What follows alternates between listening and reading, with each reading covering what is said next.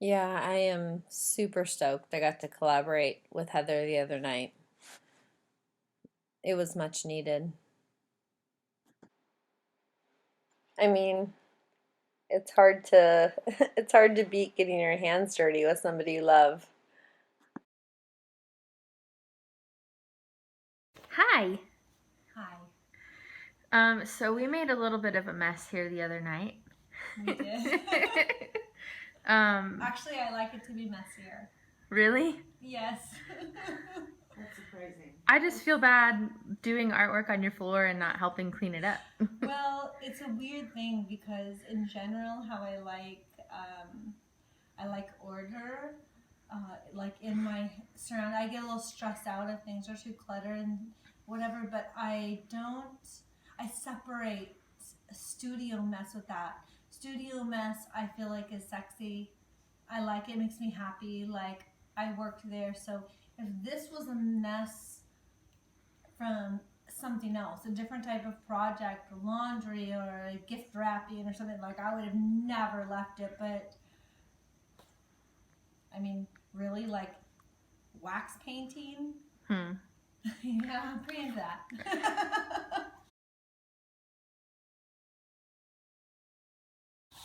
So we talked a little bit yesterday about how I haven't done art projects in a long time, Mm-hmm. and we talked about collaboration and how you were appreciating some of my input and, Yes. and whatever.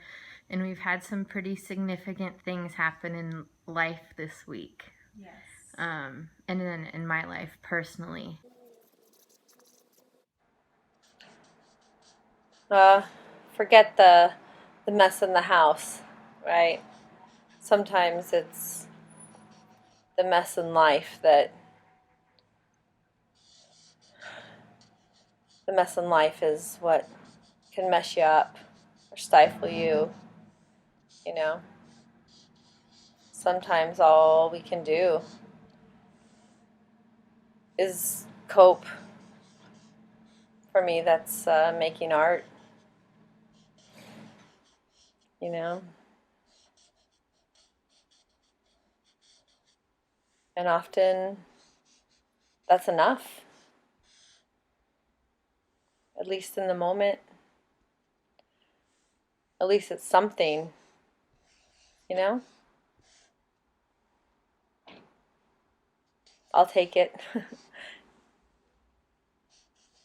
It can feel a lot better. I don't know. Life can get crazy. And I just kind of wanted to thank you for including me in your space and allowing me to engage with you in a project. And I'm interested on if you how you kind of see collaborations with non-artist friends going forward, and especially people that might be struggling or having a hard time. Mm-hmm. Yeah, like I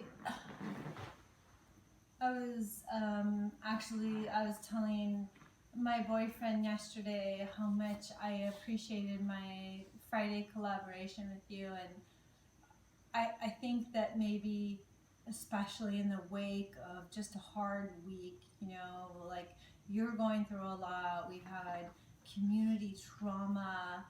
Um, I've got a lot going on, and I think it was extra helpful for me personally to then kind of dive into some new creative projects, um, and like a new process of encaustic, and to do that with somebody that I'm so close to and respect.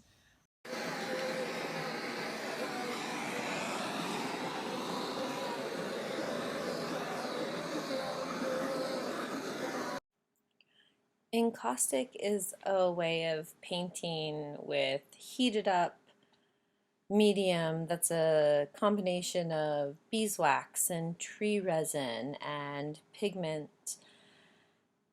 And it's pretty amazing because in order for it to bind, you've got to heat it up with heat guns and torches, and it all kind of molds together. And there's this lovely element of surprise and lack of control that gives kind of a gift to the product and the artist at the end. And on top of that, just kind of like in theory, because I've been, I guess, thinking a lot about and exploring how exclusive the art world is and how that eliminates a lot of people from participating, and kind of how, like you and I talked on Friday night about, people assume like you're either just born with creative skills or not born with creative skills, and how the truth is that we all have to you have to practice it. You have to build these skills. They're learnable, teachable skills, just like any other trade, any other job. And so one of the things I've been exploring is like, well, I don't want to eliminate all these people that are really creative and have valuable creative input for the world, and I want to invite them to participate, like in process and in exhibiting and in response and all of that. And so actually my time with you, like on Friday night, was more valuable than a lot of other creative collaborations with fellow artists that I have. Because I just loved it, like you maintained this experience or energy of, we were both experimenting, and that feels really good to me. That's really what it comes down to. I mean, I have theories and this and that, but what it comes down to is like, I just love the process. I love to experiment, and to have somebody to do that with and learn alongside was really great.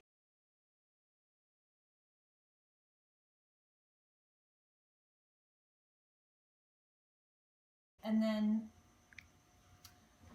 on top of that, I appreciated just your aesthetic and visceral feedback, not from an artist space, like oh, I'm a working artist, but just as a human. So it was so fun for me as I was kind of at the end of this one piece, this encaustic piece of a cross, and it looked fine, but I wasn't excited about it. It didn't feel complete to me, and you gave me such valuable feedback, and everything that you suggested, it worked. Heather gave me some great suggestions about color and color revision, and I think it made all the difference. You took it so seriously, which I appreciate, even though you're not an artist. Like, you took my art so seriously, and the important, like, you knew that it was important, and you embodied that, and you were just like, yeah, like, I think we need to do this or that, or I think this would look really good, or this would feel really good, and maybe try it, and I'm not sure. And it was very detailed and specific, and that meant so much to me. And it also reinforced my idea of, as I go into my senior project, about moving away from the idea of using an established gallery as my host for kind of this group exhibition of abstract work, but really moving towards more of a community venue and a community space that allows everybody to participate. Like, they don't have to pay. Maybe they're not experienced artists, but that we can all come together with our work and share that as an art community, and also put that out there for other people. And I don't want people to not show up. I don't want people to not show up because they can't afford it, you know? And I don't know, was it last night? No, it was the night before last that we collaborated. That was so important to me, because sometimes when things are hard and like things are emotional, I don't really know what else to do. Like, I can sit in it or I can talk about it, but I never really feel better unless, like, I just create through it. And there's something about, and I don't know, Heather, if like you felt this, but there's something about that, watching like the wax and the tree resin and the pigment all like melt together and mold, and you don't know what it's gonna do. That was like really satisfying. Like it's kind of scary because like, oh, every time you take the torch or the heat gun to it, you don't know like what it's gonna look like, and you don't know if you're gonna ruin the last thing that you did. And I just felt like this weekend there's just been so many hard things, and I just thought kind of like that's such like a metaphor for life, and like what's like you just never know, you know, you try stuff and you have to wait and see and then react to the effects of whatever happens. And so I was surprised actually by to me I just thought it would be more like play for you and I to collaborate. I was surprised at how much it shifted things for me, where I was like, no, I want to do this more. I want to collaborate with people from, you know, outside the art world too, because I think that brings a different element to the table. You know, there is just all these creative entities out there.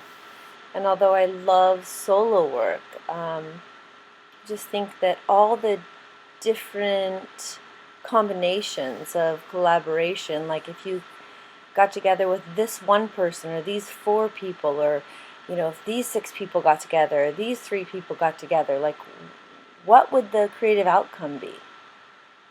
I don't know. There's only one way to find out though. And it reminds me of you know, I mean, and this is a very exclusive institution, but Stanford, I was lucky enough to do this creative camp with them one time, and what I really respected about their philosophy was creating a think tank from different areas of study and bringing them together. It was very important to them to have artists and scientists and philosophy majors and all that come together, because like that's just such a reflection of real life when we're out there all interacting with each other, and it's just more powerful when we're all coming together. So that was actually much more than I anticipated in sharing or saying, but I was deeply affected by Friday night. I've shared it with a few people, and now I'm going to be, you had said to me like, oh, you've always wanted to make art with me, right? We've been friends for so many years, and you have been around me in about 1,000 different homes that I've lived in, and where I've been painting or drawing or, you know, shooting or whatever. And like you pass the torch to me now, like, or I literally am going to crave creating with you. Aw. Thanks. Thank you. Well, as a non-artist, I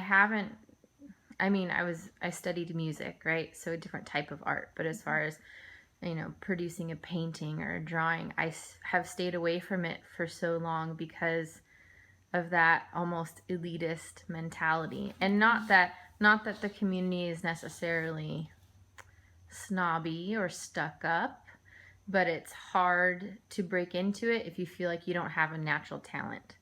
So I wanted to just commend you for creating a safe space to maybe make a total disaster on a canvas, and know that was okay, like no matter what happened. So and I didn't expect to kind of feel the peace that I did afterwards, and like a change in my own energy, and just it was nice to take a pause and be able to spend time with a friend doing something different that just felt really good for my heart. So yay. Yay for us, right? Yay for that moment. That's good shit. Word. Is that all? Yeah. Cool. Mimi Fairley Hansen, who is a great artist and art therapist, says, for many the arts can be deeply transformative, emotionally and spiritually. And certainly my own community is needing that right now. So let us make art.